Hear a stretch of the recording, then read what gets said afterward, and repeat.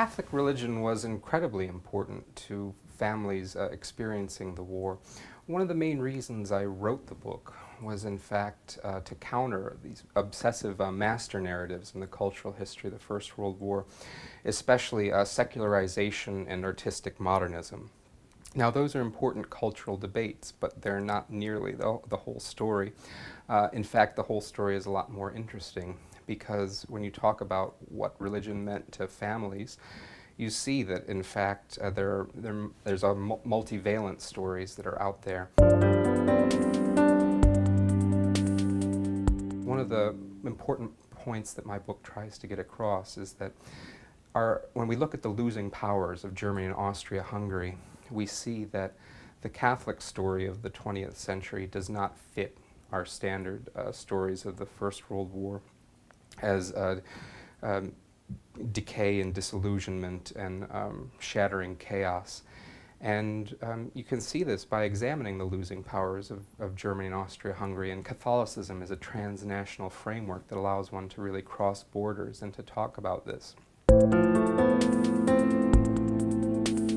I wanted to tell a larger story, and that was the story of total war. And total war that involved family life. And really, I wanted to bring women and children into the story. They had previously been neglected, quite frankly, in previous histories of Catholicism in Central Europe, which focus exclusively on male clergy in the public sphere, clergy, bishops, and the Pope. Now, this is, of course, an important part of Catholicism, but this is the more current analyses show that total war really meant so much more. And what I really wanted to do in my work was to tell this family history of Catholicism.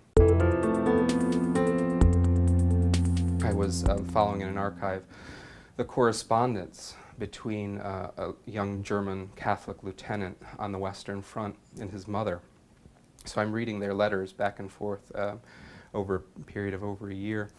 And the lieutenant is at one of the most hellish sites imaginable. He's at Verdun, right at the front line. And he describes the hellish chaos of battle there in vivid terms. But he does not abandon his faith. He sticks with it, and it becomes a way for him to cope through the devastation.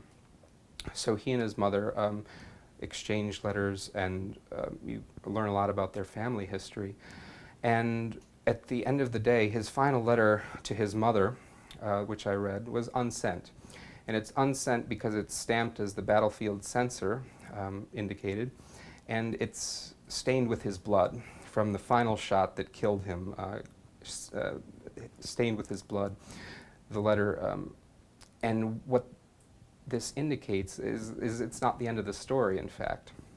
It continues into the interwar era, because this object, you can see it from the other correspondence, it became a relic. And of course, in the Catholic tradition, this is, and family history, that you're holding a relic in your hands, essentially.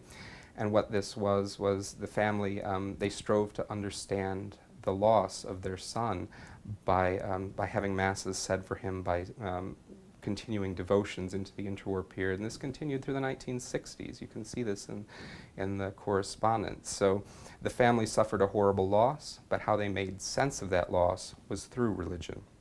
And I was holding this evidence in my hands. And these types of stories I found really connecting as part of a kind of family history of total war that I really think illuminates central facets of what religion during the Great War actually meant and its relevance for the present day.